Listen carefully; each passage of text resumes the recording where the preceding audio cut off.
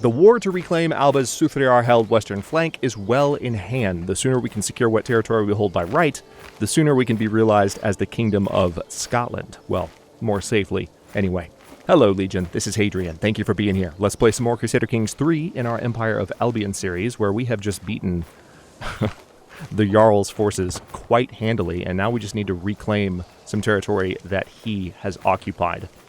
And we should be okay with that. Our two allied kingdoms are here in force. And once this battle is complete, we should be done. One thing I could potentially do before the war ends is I could capture additional territory. It looks like they're already on it. So the AI is sort of thinking ahead and doing that for me, probably because they want to make some money. I don't blame them. That was the reason that I was going to use, but if they're going to siege those territories down, then I might not be able to. To the implacable King Constantine of Alba, I have been corresponding with your Chancellor Aelpin, and I must say I have come to see you in a new light. Perhaps you are even someone that I, one day, would be proud to call my friend. That is very interesting. So, if you want a little bit of context for what just happened, that's the Duke, or the Petty King of Strathclyde, which is literally right here. Which is in, remember, we looked at this in the first episode, that is in our de jure territory. So we need to own that territory. He needs to be my vassal. As King of Alba, that Petty King should be beneath me.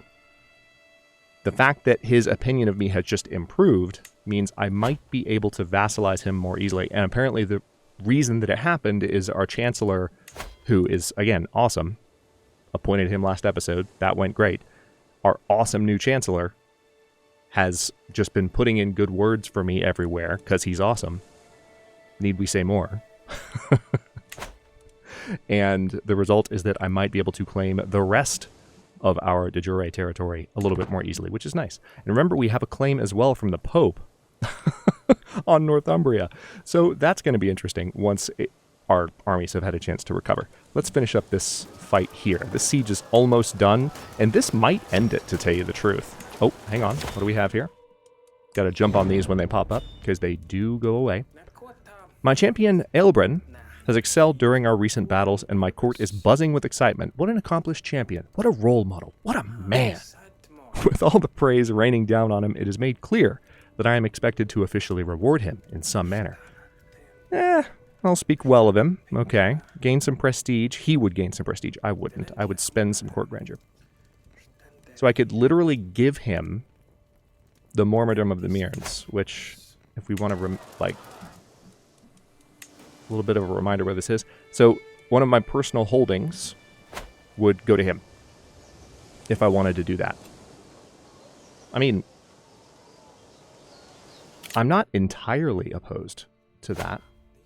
He is a treacherous villain, though, so maybe I am entirely opposed to it. Maybe I don't need him as a vassal directly. Maybe I should just keep him as a champion. He is a good fighter. So we could say he will be gifted gold for his golden accomplishments, and we will gain court grandeur for having someone awesome in our court. We will lose 50 gold, and we will grow closer to forming a friendship with Aelbrin, which might be handy given that he is a bit of a troublemaker, or could be. Or we can make him my personal champion. Again, treacherous villain, not so much feeling that. So I think. Yeah, let's go ahead and go for the choice that's going to help us gain court grandeur. Speaking of gaining court grandeur, I want to make sure that I'm setting things up so that we're not losing any arbitrarily. Okay, if I were to upgrade the lodgings at court... God, those glasses are awesome. Can we just take a second to appreciate? I need to make sure those glasses are in the thumbnail. Next thumbnail I make. You know what? I'm going to make sure they're in this thumbnail. We need to make sure those are in the thumbnail. But, let's see, bland food would also be... So any of these upgrades at the moment would increase my maintenance by the amount of money that I'm making. Now, I am at war right now. That's affecting how much I'm bringing in. But this would kill my current surplus. So if we upgrade to small lodgings, this means guests at court can stay longer. When we invite people, they show up, and they'd be able to hang out for longer before they leave. And it looks like inspiration quality has a small chance of improvement. So that's any guest that wants to make armor or write a book or make a sword or just like do something for me in terms of giving me something that could benefit me. That would slightly raise the chance that those items would be of higher quality. And then stress gain would be reduced across the board for courtiers and guests. There's also improving the food. You know what? Let's do that. So this is going to... Yeah, we're going to change our... There we go. See, monthly income just went away. We now have modest food at court. That'll help ensure that our court grandeur stays higher. Court grandeur kind of oscillates up and down based on happenings. See? Grandeur rank increased. Looks like we have some raiding going on. We'll have to take care of them. Okay. So we're at 93% war score. I'm going to go ahead and, march straight out on those raiders. There's a couple different ways I could do this, honestly. I guess what I'll do is try and intercept them directly. Since they just showed up, they're going to be raiding for 7 months. I don't know if I'm going to be able to get to them. No, I'll get to them. It'll be 52 days. All right. That siege will be over, though, so it kind of sucks, because I would hate for bad things to happen over there. It does seem like they're already under attack by local levies. So our brother has sent some troops. Basically, that's what's happening there. Sutherland. Male Brigty, who is the steward of High Chieftain Aid, our brother. Okay, we've arrived to help with that. King Louis is not swayed, unfortunately. Okay, so I don't actually think that because that was our fight, that's kind of annoying, because the fight was still going with our brother's army. What happened there is we actually didn't get... Oh, interesting. Looks like the Suthriyar tried to fight back, but my allies are helping. So we should win this war when this battle ends. But yeah, because my brother started that fight and I showed up in the middle of it, I actually didn't get any gold from defeating that raider army. I don't think. Unless I just overlooked it. Yeah. We took back Strathern. All right. Yeah, let's let this end. This loss should be the end of the war. Come on. There it is. Okay, let's go ahead and enforce demands. Watch this. All of this territory, because recall that in episode 1 I talked about how the territory that changes hands at the end of the war is not based on what you occupied, it's based on the claim that's being pressed. Well, we were pressing a claim on all of this. My claim, my personal claim on this, which you start with as Constantine I. So we're going to enforce demands. So be it. And now we have work to do, because we now control all of that. Strathclyde, I might be able... Hang on, how close are we? Okay. We'll need to work on him a little bit. But we have some other things to do first. It's time to do some kingdom management. First and foremost... Yeah, we have low control in all of those counties. We're still trying to increase control in Edinburgh. Let's actually take a look at how that's going.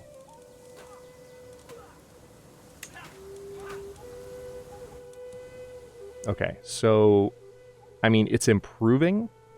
It's very bad in these new territories. So that's going to be problematic for a while. But we have just reclaimed a healthy chunk of de jure Alba. Again, here's de jure Alba, here's de facto Alba.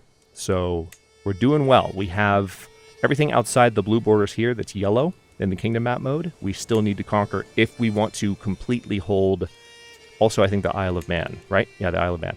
So, like, all of that needs to be held. And it would probably be good if I could go ahead and control these islands, too. I'll go ahead and put that out there. But before I do that, a couple of things. We have these raiders here, and it looks like... Interestingly enough, let me see if I can chase them back. Because if I can... Oh, good. Yeah, if I can... hit that raiding army right now. I don't even have to get in the water here. I just use this crossing. There we go. Alright, so this time I'll actually earn gold from defeating them.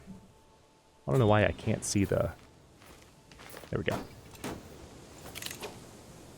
I don't know why I couldn't see the actual battle there, but... Alright, dismiss. This is just kind of details on how the battle went in its various phases, but normally there's a notification here. What's baffling me a bit is when you defeat a raiding army, you get gold from that, and I didn't get gold from either of those victories. I understand why I didn't get gold from the first, but the second, not sure if I get that. All right, there's also another raiding army down here.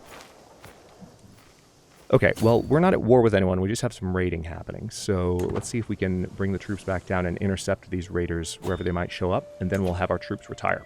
Now, before that, though, I do want to stay paused. Notice that I'm over my domain limit.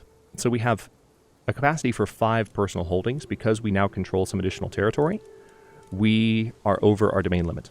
So I'm holding more personal territory than by right and by law I can, really. That's one way to look at it. There might be some more specifics that I'm not quite familiar with yet. Oh, we can hold court again. That's interesting. We'll do that in a bit. But I have, as you can see, these 3 particular cities where the blue ribbon is present. These titles need to be handed out, basically. And if I can choose a character, I probably want to create a new vassal, or maybe even give these to Donald. How old is Donald? Donald's 11. Is he ready? It would be... He'd have a regent for a bit. Or I could just create a new vassal. Tell you what, let's see what we can get away with here. Let's go to sum of all skills. So we've just sorted the possible characters we can give these to by sum of all skills, which means it takes every skill and adds them up and sorts by, you know, whoever's highest when you do that math. So all 5 of these together, highest number is actually someone with 0 diplomacy because their learning and their intrigue is just that awesome. But as a vassal, we want someone who is going to rule their land well, so high stewardship and maybe high diplomacy. Maybe lower intrigue would be good as well, so we've got a pretty good candidate here. But also, preferably, you might want someone who is loyal. So I'm going to kind of scroll down the list and see if I see any puppies' faces, basically. If there's a loyal vassal, that comment will make a lot more sense in just a few seconds. I don't see any loyal vassals. No puppies. None. Aha! Puppy. That's way too far down the list, though. All right, you're loyal, but you're a terrible steward. You're a terrible diplomat. You know what? We're going to go with that brave one up here. They're wrathful, they're brave, they're fickle, mastermind philosopher, and a traveler. So they're an their personality type. Check this guy out. He's an insane adventurer. He's about to be a new vassal and lord over all of this territory. I'm going to give him a lot of land. Or I could give it to 3 different people. Ooh, there's another option. Including... See, now I'm starting to think about it.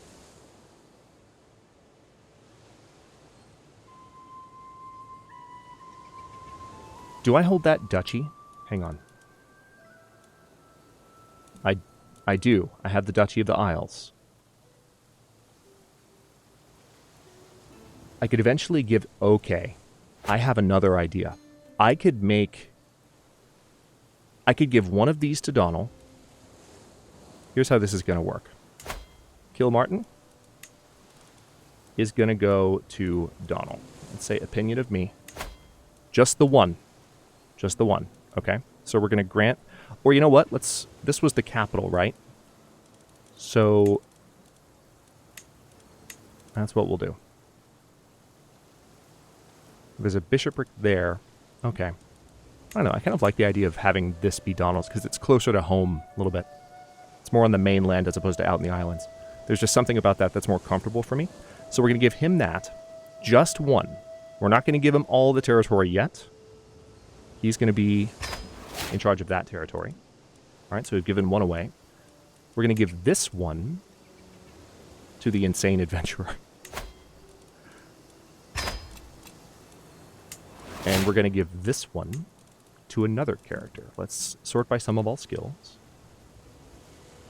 And we don't want to give these to a character that already has land. So, like, this is the insane adventurer here. He's still on the list. We could give him another one. But that would make him more interested in becoming the Duke and possibly usurping the title that we're going to give to our son. So,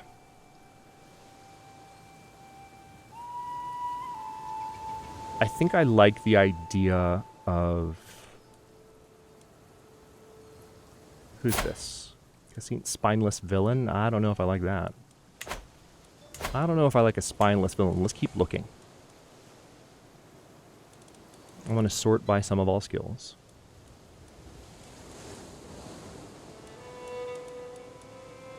Honest.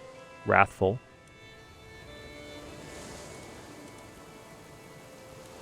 Someone with higher stewardship is probably better.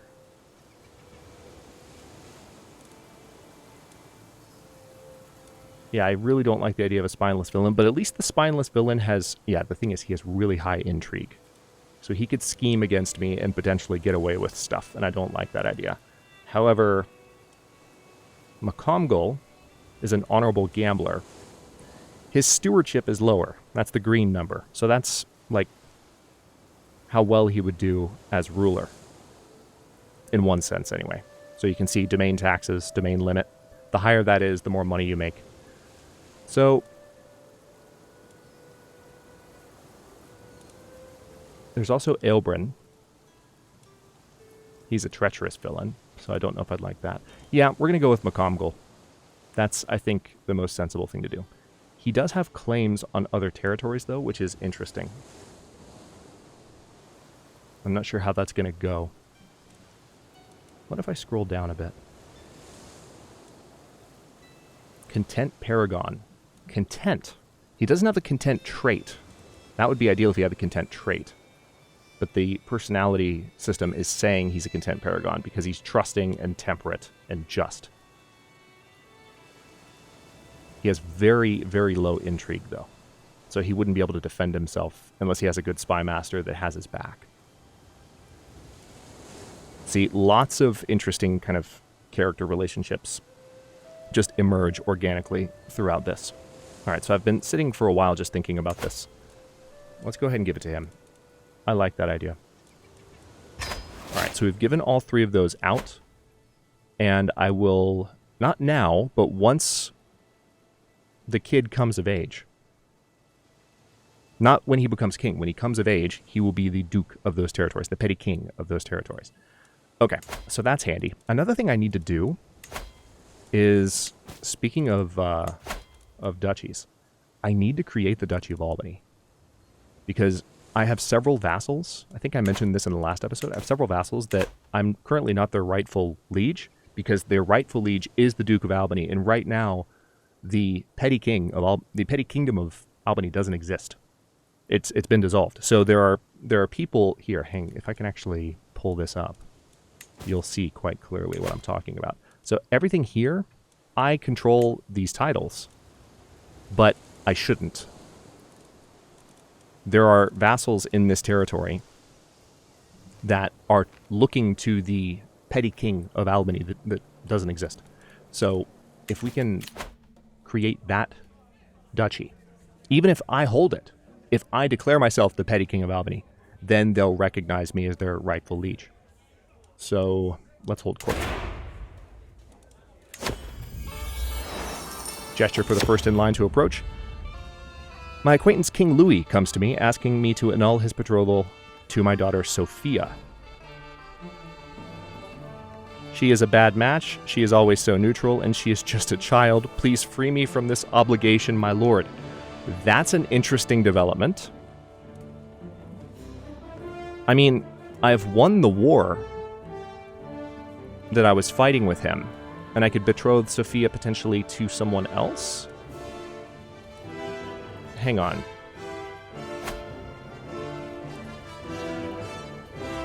So this would give me a weak hook on King Louis II. It's a weak hook. So just as a reminder, you have different levels of hooks. We haven't really talked about this yet, but hooks are really what they sound like. They're things you can use to manipulate other characters. A weak hook goes away after a while, unfortunately. A strong hook, and also once you use it, it's spent. I mean, okay, I understand. You're a favor. So we gained a favor hook on King Louis II. We might be able to use that in the future. My vassal, Mormer Ulahan, or Ulan? Alan? Anyway, approaches the throne with a young man in tow. My liege and king, he spouts. My acquaintance, Martin Mac Adam, seeks the honor of serving in your retinue of champions. Give him the opportunity to prove his quality. To prove his quality. Trying my best Faramir impression there, failing miserably. The man knows his way around a spear and will not let you down when it counts. Okay, so let's take a look at this character that's being recommended to us.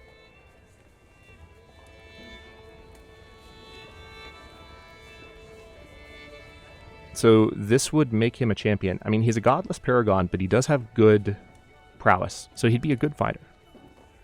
We could also make him a bodyguard. He's just gregarious, cynical, but a good fighter.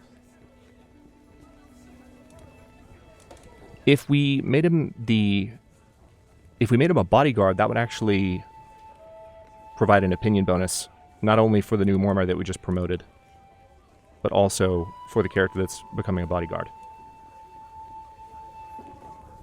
Yeah, let's do it. Slight income penalty, but it's fine.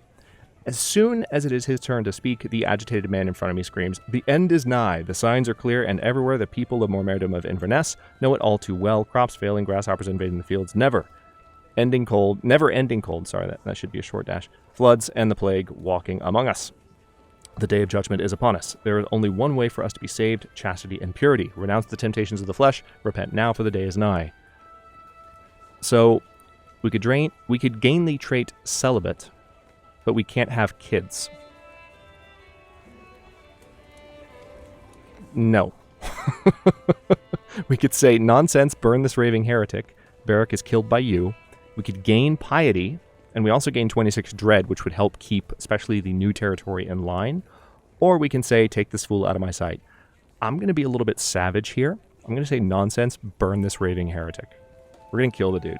Because gaining the dread will help me sort of enforce law and order in the territories that I have just conquered. Dread decays slowly over time. So we're going with that. My business here is done. Yeah, that's one way to end it. Okay. Now let's unpause and see if we can catch those raiders. They're heading out to sea. Where are they going is the question. I guess they're coming up here. That's not the smartest move, guys. Let's see where they go. No, looks like they might be returning home. Yeah, they are. Or, no? Yeah. So they're raiding from all the way up there. I guess they were going back home. All right, let's go ahead and disband all. And that gives me my full income back. It's gonna be a while before we can create the Duchy of Albany. However, yeah, I really don't have any prisoners that I could ransom. I can't ransom you. He's an unimportant courtier. So I can't ransom him. I could gain a weak hook on him. Who are you? Why are you in my prison? That's my question. Who are you and why are you here? I don't know. All right, let's ignore him for now. He can sit in the prison while he figures out the answers to my questions. Nice. New perk for the learning lifestyle. Let's see what we can unlock. So we did go with carefree last time just to have that stress gain penalty. I'm going to select pedagogy now because our wards can get additional skills and can become your friends. So that's Donald right now. That reminds me, I don't think Sophia has a ward yet, and we need to change that. So let's actually raise our daughter ourselves. She is just a kid. We're going to give her an education focus. How about an intrigue education? It's not necessarily... Well, it is my specialty, actually. I'm an amateurish plotter. Forgot about that. So that's fun. Okay. Let's unpause and build some income for a bit. Next objective would be to try to vassalize this guy. Yeah, he's at war at the moment. Who are you at war with? Sir.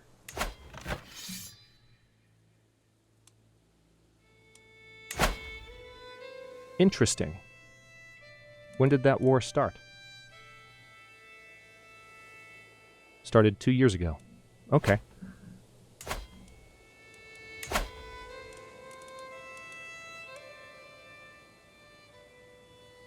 Interesting. So I might stand corrected here.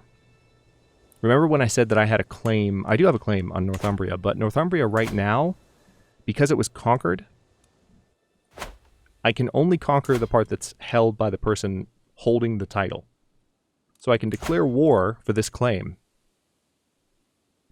One thing that would be interesting is if I found some way to support them.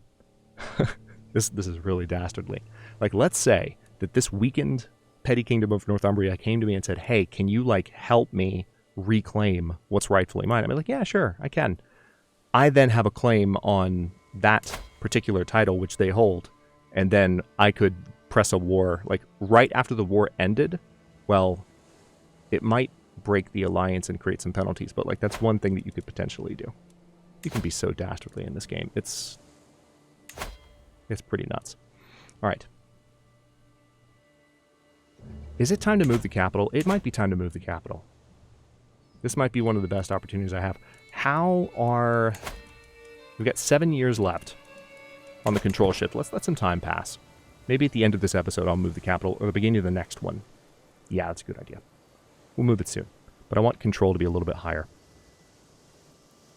Just arbitrarily. It might not make too big of a difference. Oh, speaking of inspirations, mentioned this just earlier. Ermengarde has the weave inspiration. She wants to weave something glorious. She is very competent at her craft. So we can recruit her to court for just 5 gold. And she would really like that. I don't have 50 gold, but I will shortly, and then I can sponsor her inspiration. So I just need to wait a few months. Because I'm at 45, making 1.6 per month. In case you missed that. That does mean I'm spending some of the gold. You gained attentive care for 5 years. This happened despite your spouse's poor martial skill. So we're receiving close personal care for wounds and illnesses. Nice. I took Donald out playing with a bow, and to my surprise, he ran into a wounded doe. He did not hesitate in the slightest to bring it down. Greatness awaits you. So he just gained the ambitious trait. That's fantastic. We can say, this was a test. I hope you do better. Oh my god. I'm not doing that, but just the fact that that's an option with our son is hilarious. God, we could traumatize him and make him paranoid. That's so mean. Greatness awaits you, Donald. Wow. Wow. For those of you who maybe, regardless of which franchise you're more familiar with, for those of you who scratched your head at the Sims comparison that I made in the first episode, maybe now it makes a bit more sense. Maybe it's starting to become a bit more clear. Like, oh, you can do really mean things in this game. It's a lot. All right, so I can develop capital. It'll be unavailable for 5 years, but this definitely helps with development growth. I'm going to wait until I move the capital, because we're going to be moving it very soon. Okay, so now I have 50 gold again. Let's go ahead and sponsor this inspiration. She will accept, and she'll also gain another 40 opinion. So she gained opinion when we invited her to court so she could stay while she's weaving, but now she also gained opinion, or we got an opinion gain from her for basically sponsoring her inspiration.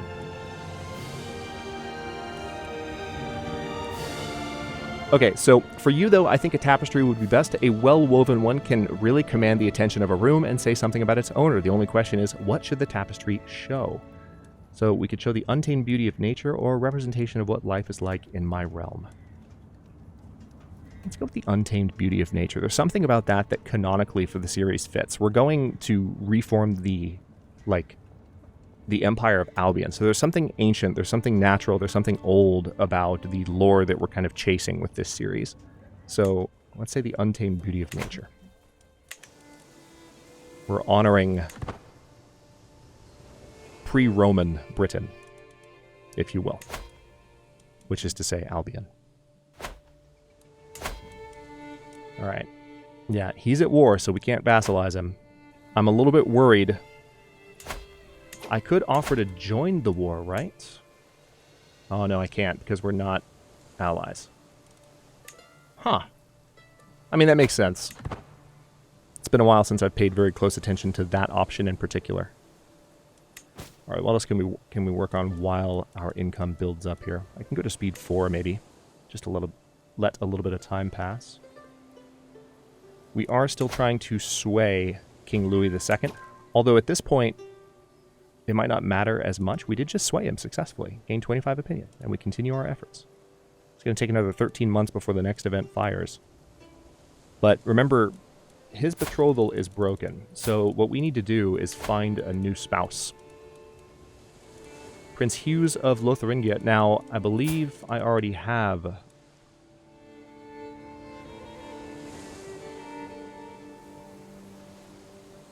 I'm confused. It's saying we're still allied. Is that a bug or a feature? I actually don't know. I would have thought that it would have broken that off. Okay, so we can forge an alliance with the Kingdom of Italy. Remember when we first looked at this, this is a much more age-appropriate match for Sophia. Aw, he's a twin. That's cool. There's also Barcelona, which... I mean, Barcelona's not much closer. Geographically, let's take a look. So we've got Barcelona here, Italy here. Yeah. Not much closer. That's tough. I think I might just want to go with a more age-appropriate match. It feels right. Oh, there's all... Oh, hold on. Stop everything. Petty Kingdom of Wessex. Hello. Didn't see that. Almost skipped over it. And it's even more age-appropriate because Sophia's slightly older. So, unfortunately, I can't go matrilineal here. So, these children would be of another dynasty. But we'll have an alliance with Wessex. And that is ideal. Because anytime we need to call on them, they will come up from the south while we come from the north. Which would be handy for, taking over, the entire island. Including, eventually, Wessex. Anyhow, we won't mention that to them for now. I gladly accept your betrothal proposition. Your daughter Sophia will be betrothed to my son and heir, Ealdred. Excellent. Well, that worked out for the best. I didn't love the idea of the kid marrying Charles's son. Ah, Ermintrude's pregnant. Nice. So we're about to have a third child. So that honestly works out in a lot of ways. My beneficiary Ermengarde approaches me with a thoughtful expression. Is there anyone special to you, my lord? She must read my irritation at such a personal question from my face because she continues, I mean, is there anyone you wish to dedicate your commission artifact to? It is turning out well, but a meaningful inscription would make it feel even more personal. So we could dedicate it to the queen, and she would gain 40 opinion of me. She doesn't have particularly high opinion of me right now. We haven't been married that long. And she's pregnant for the second time, so it's like, okay, fair enough.